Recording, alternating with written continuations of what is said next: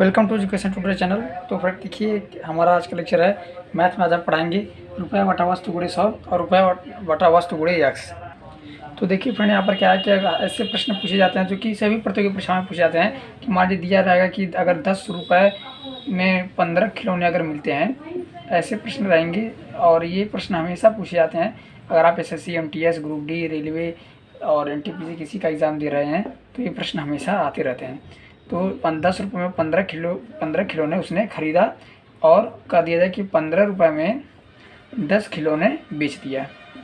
ठीक है, अगर ऐसे आपको प्रश्न मिलते हैं 10 खिलौने बेच दिया, तो यहाँ पर उसमें बताना रहेगा कि आपको क्या उसका लाभ या हानि हुआ। ठीक है, तो ऐसे हम क्या करेंगे, अगर दे दिया जाता है कि 10 रुपये में 15 खिलौने ख़रीदा और 15 रुपये में 10 खिलौने बेच दिया, तो उसे कितना प्रतिशत का लाभ हुआ या फिर कितना प्रतिशत का हानि हुआ। तो देखिए यहाँ पर अगर देखिए 10 रुपये में 15 खिलौने बेच रहा है, ठीक है, 10 रुपये में 15 खिलौने बेच रहा है, टोटल क्वांटिटी कितना है खिलौनों की, 15 खिलौने है, और 15 रुपये में 10 खिलौने बेच दे रहा है, तो 100% इसका प्रॉफिट ही होगा।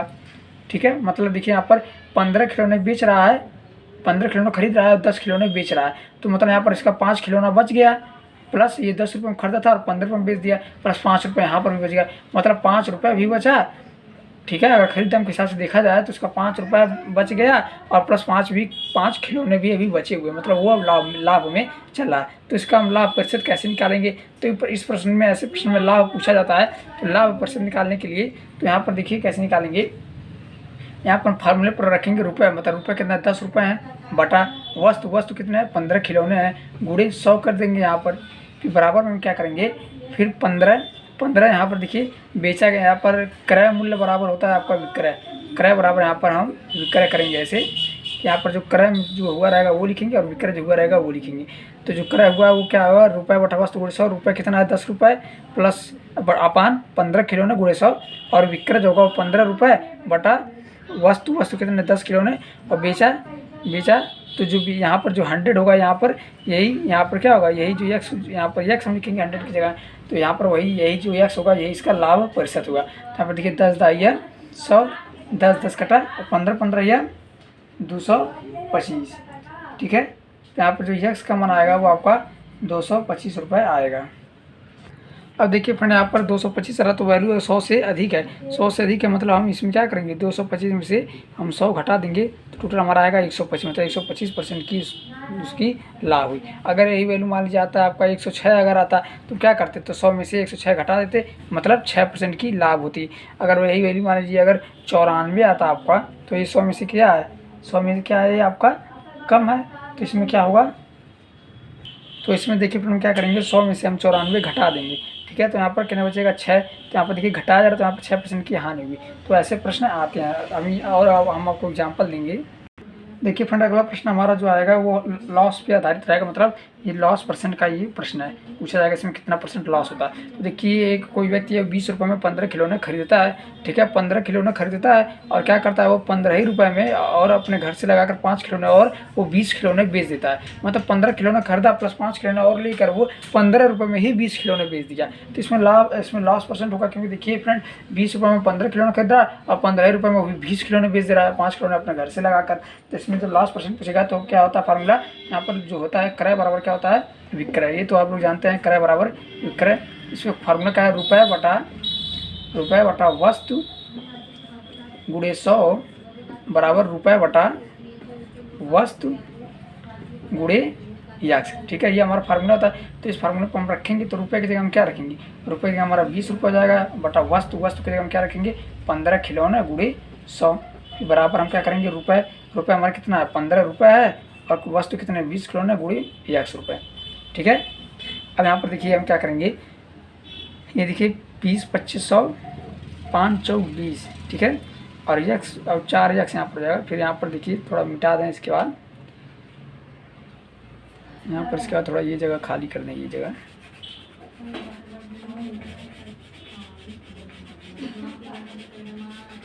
तो इसके बाद अब आप यहाँ पर देखिए क्या होगा, यहाँ पर 4x हो जाएगा, ये हम गुणा करेंगे 4x और इधर 15 हम 225, तो x होगा क्या होगा 225 बटा 4, 4 25 20 2 गया, 4 25 20, 4 से 24 फिर 1 4 दूनी 8 4 5 56.25 आ रहा है। तो 56.25 आ रहा है तो क्या है हमारा लॉस परसेंट है या हमारा गेन परसेंट है। तो यहाँ पर देखिए फ्रेंड्स, हम कहे थे अगर 100 से नीचे वैल्यू आता है, अगर 100 से ये नीचे वैल्यू आता है तो ये तो कन्फर्म होगा कि लॉस परसेंट होगा। तो हम 100 में से इतना वैल्यू घटा देंगे, वही हमारा लॉस परसेंट हो जाएगा। अगर 100 से ऊपर आता है, अगर 225 आ जाता है हमारा, तो क्या करेंगे 225 में से 100 घटा देंगे, वही हमारा गेन परसेंट हो जाएगा। तो यहाँ पर देखिए 100 से कम आ रहा है तो लॉस हो रहा है, लॉस परसेंट निकालने के लिए हम 100 में से इतना घटा देंगे। तो हमारा कितना हो जाएगा 9 5 43 43.75% यहाँ पर हमारा आएगा। ये 43.75% यहाँ पर 10.5 और 9 2 7 43.75% जो हमारा आएगा, ये हमारा क्या होगा, यही होगा हमारा लॉस परसेंट। तो इसमें क्या हुई, लॉस परसेंट हुई कितना 43.75 की लॉस परसेंट हुई।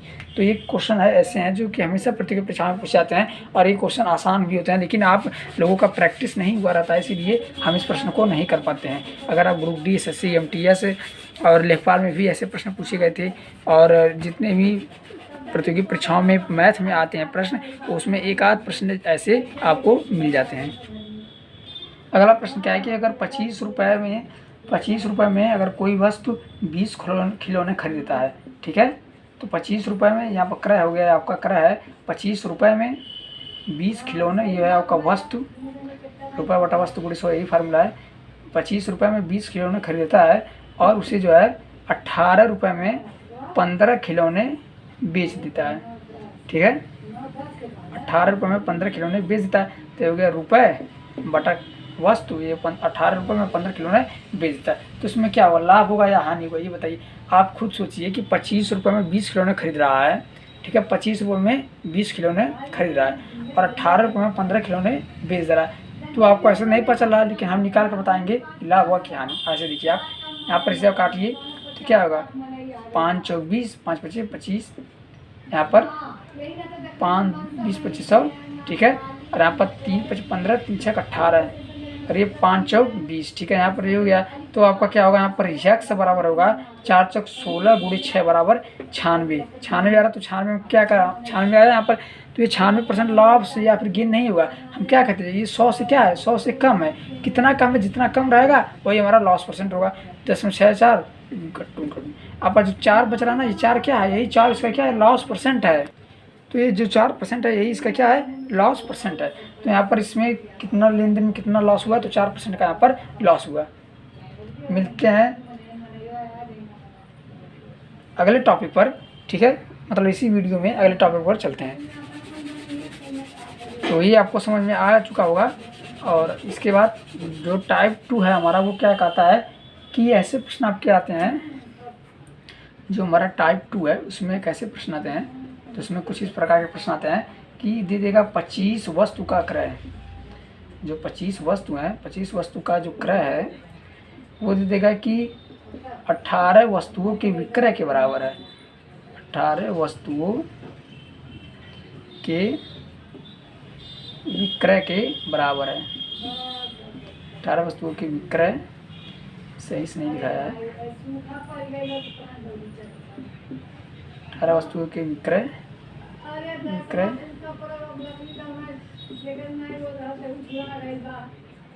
बराबर है। तो ऐसे प्रश्न पूछेगा कि मान लीजिए 25 वस्तु का जो क्रय होगा वो 18 वस्तुओं के विक्रय के बराबर है। मतलब 25 वस्तुओं का जो खरीदाम, मतलब 25 वस्तु का खरीद दाम 600 रुपये है और 18 वस्तुओं के विक्रय के दाम के बराबर। लेकिन यहाँ पर ये नहीं देगा कि कितना रुपये खरीदा, केवल ये देगा कि 25 वस्तु का क्रय जो है 18 वस्तुओं के विक्रय के बराबर है। तो पूछ देगा यहाँ पर कि आपका जो है यहाँ पर लॉस या फिर गेन परसेंट क्या होगा। तो देखने से ही आपको पता चल जाएगा यहाँ पर कि लॉस होगा कि गेन होगा, ठीक है। यहाँ पर देखिए 25 वस्तु का जो क्रय है, ठीक है, वो 18 वस्तु के ही विक्रय के बराबर हो जा रहा है। जो 25 वस्तु का क्रय मान लीजिए 600 रुपये है, वो 18 वस्तु के विक्रय मतलब 600 के बराबर हो जा रहा है। तो इसका दाम तो निकल गया, 600 में खरीदा था, 600 रुपये दाम निकल गया, और लेकिन 18 वस्तु ही बेचा। इसका फायदा कितना हुआ, 7 वस्तुओं का हुआ फायदा। तो ये पूछेगा 7 वस्तुओं का फायदा, उसका मतलब क्या हुआ, ये गेन परसेंट है, ये प्रॉफिट परसेंट है, क्योंकि 7 वस्तु इसमें बच जा रहे हैं, उसका दाम भी निकल जा रहा है। तो क्या है, ये गेन परसेंट है। तो हमारा प्रॉफिट परसेंट निकालने का जो फार्मूला होगा उस पर हम बात करते हैं। तो ऐसे होगा, यहाँ पर देखिए 25 वस्तु का जो क्रय है वो 18 वस्तु के विक्रय के बराबर, मतलब 25 वस्तु का CP जो 18 वस्तु का SP बराबर है। तो यहाँ पर हम निकालेंगे CP बटा SP बराबर क्या होगा यहाँ पर 18/25। देखिए एस पी ऐसे मल्टीप्लाई करेंगे तो 18/25 सी पी हमारा आ जाएगा, तो इसको हम ऐसे लिख सकते हैं। तो देखिए ये इसका सी पी हो जाएगा यहाँ पर। अब क्या होगा, ये सी पी 18 जाएगा इसका, ठीक है, और एस पी क्या जाएगा 25 जाएगा। अब देखिए हमें ये क्या हो रहा है, 18 रुपये क्रय मूल्य किसी वस्तु का है, 25 रुपये विक्रय मूल्य है। इसका मतलब इसको प्रॉफिट परसेंट होगा, क्योंकि क्रय क्या है, विक्रय से छोटा है। तो हमें प्रॉफिट परसेंट निकालने के लिए हमारे पास जो फार्मूला होता है वो हमें पता है क्या होता है, प्रॉफिट परसेंट बराबर होता है profit upon C P into 100। तो प्रॉफिट कितने का हो रहा है, 7 रुपये का प्रॉफिट हो रहा है, plus C P upon C P हमारा कितना है, 18 सी पी गुणे 100, ठीक है। प्रॉफिट परसेंट होता है profit upon C P into 100 होता है, लेकिन 100 यहाँ पर होता है, मैं गलती लिख दिया, तो 100 यहाँ पर होता है, ठीक है। अब क्या होगा, बराबर 700/18। अब इसे हम क्या करेंगे, भाग करेंगे तो हमारा कितना आएगा। अब 700/18 से हम भाग करेंगे तो यहाँ पर 2 9 18 और ये 350 और यहाँ पर 9 3 27, 39% लगभग आएगा हमारा, ठीक है, 39% आएगा। तो जो 39% है ये हमारा क्या हो जाएगा, ये हमारा प्रॉफिट परसेंट हमारा निकल गया आपका 39%। तो इस प्रकार के प्रश्न में हम पहले सी पी बटा एस पी में कर देंगे तो हमारा तुरंत ये फ्रैक्शन में आ जाएगा, तुरंत हमारा ये क्वेश्चन बन जाएगा और ये सॉल्व हो जाएगा। चलिए का प्रश्न हम और देखते हैं। और देखिए क्या है, ऐसे अगला प्रश्न देखिए कि अगर 60 रुपये का 60 वस्तुओं का जो क्रय मूल्य है, 60 वस्तु का जो क्रय मूल्य है वो आपका 75 वस्तुओं के विक्रय मूल्य के बराबर है, ठीक है। ये प्रश्न है कि 60 वस्तुओं का क्रय मूल्य बराबर 75 वस्तुओं के विक्रय मूल्य के बराबर है। तो यहाँ पर प्रॉफिट लॉस परसेंट पूछेगा आपसे, तो आप क्या करेंगे, आप लिखेंगे यहाँ पर सी पी बटा एस पी में, कहते सी पी बटा एस पी में पहले कन्वर्ट कर लीजिएगा, फिर क्या करेंगे आप, तो यहाँ पर सी पी बटा एस पी में कन्वर्ट करेंगे, उसके बाद क्या लिखेंगे, लिखेंगे आप 75/60। अरे भाई सी पी एस पी इधर आएगा तो ये 75 होगा, फिर ये इधर आएगा, 75/60 हो जाएगा ना। अब क्या करेंगे, अब इसको पहले छोटा कर लेंगे, 15 3 75, 15 75, 15 चौका 60, 5/4 हो गया। अब देखिए 5 रुपये का कोई वस्तु का क्रय मूल्य है और 4 रुपये विक्रय मूल्य है, तो यहाँ पर लॉस हो रहा है या फिर गेन हो रहा है, आप खुद दिमाग लगाइए कि कोई वस्तु 5 रुपये में खरीद कर 4 रुपये में बेच दे रहा है, तो यहाँ पर इसका क्या हो रहा है, लॉस हो रहा है। कितने रुपये का, 1 रुपये का हो रहा है, ठीक है, 1 रुपये का यहाँ पर लॉस हो रहा है। लेकिन ये पूछा क्या है, लॉस परसेंट पूछा है, तो यहाँ पर इसे कैसे निकालेंगे, तो यहाँ पर फार्मूला होता है लॉस परसेंट का, लॉस अपॉन सी पी गुणे 100। तो लॉस कितना रुपये का हो रहा है, 1 रुपये का हो रहा है, सी पी कितना रुपये का है, 5 रुपये का है, गुणे 100। फिर मैं 100 यहाँ पर लिख दे रहा हूँ, 100 यहाँ पर नहीं होता है, loss percent loss upon C P into 100 यहाँ होता है। आप लोग ये गलती मत कीजिएगा। तो यहाँ पर हम फिर से एक लॉस कितना रुपये, 1 रुपये का, सी पी कितना 5 रुपये गुणे 100। अब ये 20% आ गया हमारा, तो ये 20% क्या है हमारा, 20% ये लॉस है, ठीक है, 20% क्या हमारा लॉस है। अगला देखिए टाइप 3 क्या है हमारा, टाइप 3 भी बहुत महत्वपूर्ण प्रश्न है, जिसके प्रश्न वही रहेंगे कि लाभ हो रहा है 15 वर्ष बेचने पर 10 रुपये के वस्तु के विक्रय बराबर, ऐसे प्रश्न लेकिन प्रश्न को घुमा कर देगा तो टाइप भी चेंज जाएगा। तो अगला प्रश्न क्या है कि 15 अंडों को बेचने पर 3 अंडों के बराबर लाभ होता है। तो 15 अंडों को बेचने पर 3 अंडों के बराबर लाभ होता है, तो इसमें क्या करना है हमें, तो ऐसे करना है, देखिए फ्रेंड कि 15 अंडों को बेच रहा है, ठीक है, 15 अंडों को बेच रहा है और 3 अंडों के बराबर लाभ हो रहा है, ठीक है। तो यहाँ पर जो 3 अंडों का जो क्रय होगा वो क्या होगा, 3 अंडों का जो क्रय होगा 15 अंडों के विक्रय 3 अंडों का क्रय बराबर होगा यहाँ पर 15 अंडों के सीपी, और इसमें क्या करेंगे 15 अंडे के सीपी घटा देंगे। यहाँ पर देखिए फ्रेंड ये सीपी नहीं ये एसपी है यहाँ पर, ठीक है, क्योंकि देखिए 3 जो अंडे का देखिए 3 अंडों के बराबर लाभ हो रहा है, तो यहाँ पर लाभ हो रहा है तो मतलब ये हमारा लाभ है, ठीक है, ये हमारा लाभ है। तो लाभ क्या हो रहा है, 3 अंडों के क्रय के बराबर, मतलब 3 अंडों के सीपी का 3 अंडों का जो सीपी है वही हमारा क्या है, 3 अंडों का जो सीपी है वही हमारा प्रॉफिट है। तो लाभ क्या होगा हमारा 3 अंडों के सीपी, तो लाभ बराबर क्या होता है, लाभ बराबर आपको पता होगा कि एसपी माइनस सीपी होता है, ठीक है, ये हमारा फार्मूला होता है। तो लाभ की जगह हम क्या लिखेंगे, 3 अंडों का क्रय मूल्य और बराबर एसपी कितना 15 अंडों को बेचने पर, तो 15 अंडों का एसपी और सीपी कितना है, तो सीपी जो होगा वो क्या होगा 15 अंडों का ही खरीद मूल्य होगा। तो जो लाभ होगा वो हमारा क्या होगा 15 अंडों का विक्रय मूल्य और 15 अंडों का क्रय मूल्य, यही हमारा लाभ होगा। तो 3 अंडों के बराबर लाभ होता है, तो यहाँ पर 3 अंडों बराबर लाभ होगा, तो यही 3 अंडों के क्रय के बराबर लाभ होता है, 3 अंडों के क्रय के बराबर लाभ होता है। तो जो क्रय होगा यही हमारा क्या होगा 3 अंडों का सीपी, यही लाभ होगा बराबर एसपी माइनस क्या होता है, लाभ बराबर होता है एसपी माइनस सीपी, तो 15 अंडों का एसपी माइनस 15 अंडों का सीपी। तो ये हमारा फार्मूला यहाँ पर लगेगा। अब देखिए अब हम इसको कैसे करेंगे, अब यहाँ पर क्या होगा कि फिर हम इसे 3 अंडों का जो सीपी होगा आपका वो 15 अंडों के एसपी माइनस 15 अंडों के सीपी के बराबर होगा। तो यहाँ पर 3 ये लाभ है तो यहाँ पर ये देखिए यहाँ पर इधर आ जाएगा, तो 15 3 18 अंडों का 18 CP बराबर हो जाएगा आपका 15 SP। अब ये आपका पुराना इक्वेशन बन गया कि नहीं बन गया? क्या बन गया पुराना इक्वेशन? CP बटा SP बराबर हो जाएगा आपका क्या होगा? 15/18। अब यहाँ पर फिर आप निकाल लीजिए वही, यहाँ पर देखिए CP कितना 15 है, SP 18 है, तो हमेशा लाभ होगा क्योंकि क्रय मूल्य छोटा है विक्रय मूल्य से, तो लाभ कितने का होगा? 3 रुपये का बटा क्रय मूल्य 15 गुणे 100। तो यहाँ पर आपका क्या हो जाएगा? तो यहाँ पर आपका हो जाएगा 3 एकम 3, 3 5 15, 20 बराबर 20%।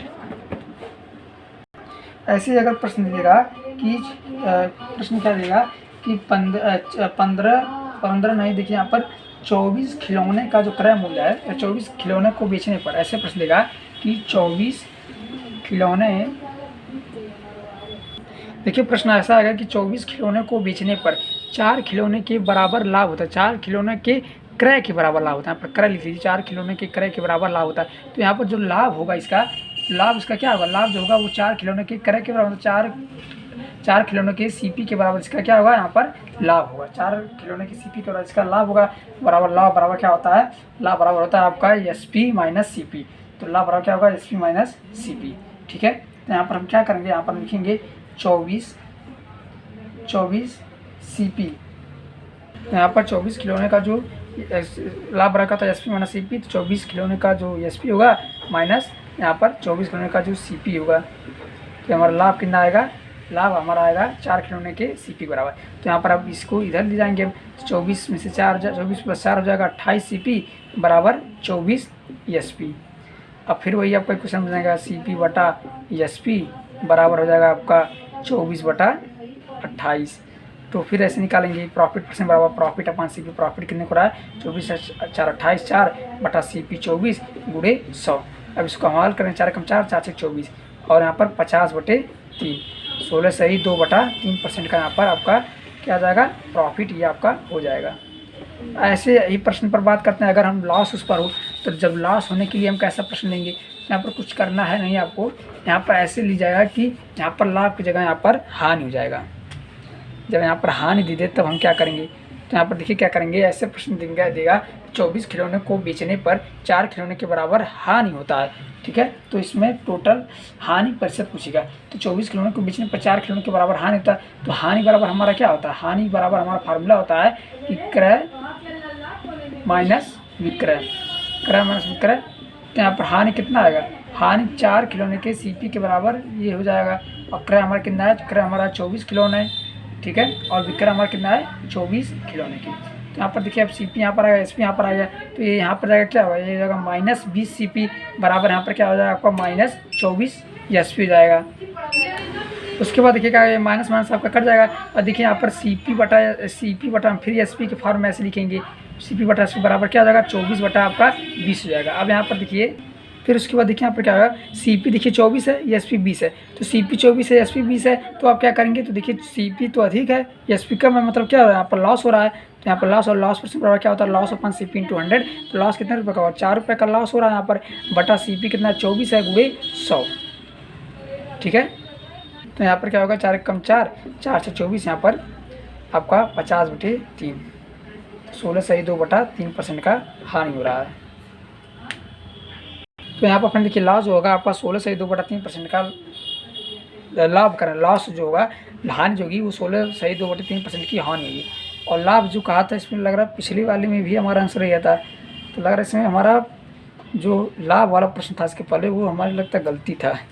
गलती क्या था? यहाँ पर 24 था, यहाँ पर आपका SP -24 था आपका यहाँ पर CP, 24 से 28 CP बटा SP, तो ये अगर ये आपका 28 था यहाँ पर। इसके पहले वाले प्रश्न में ये तो सही है, लेकिन इसके पहले वाले प्रश्न में गड़बड़ी कहाँ थी? तो इसके पहले जो लाभ वाला प्रश्न था उसमें गड़बड़ी ये थी आपका कि यहाँ पर 4 CP हमारा बराबर क्या था? 4 CP बराबर हमारा था 24 SP माइनस 24 CP के, 24 4 28 CP बराबर हमारा 24 SP था। ठीक है, तो यहाँ पर CP SP ये था हमारा, तो यहाँ पर हम CP बटा SP में हम क्या लिखे थे? 24/28, 1/4 गुणे 100, 4/24 गुणे 100। तो यहाँ पर भी देखिए फ्रेंड वही आ रहा है। ठीक है, यहाँ पर जो इसका लाभ जितना लाभ भी उतना ही आएगा 50/3%, और लॉस भी जो इसका होगा वो भी 50/3% होगा अगर यहाँ पर लाभ हानि चेंज करता है। ठीक है, ऐसे एक्सेस में सवाल मिल जाते हैं जिसका लाभ लॉस वही आता है। तो चलिए आज के लिए बस इतना ही, मिलते हैं नेक्स्ट वीडियो में। धन्यवाद।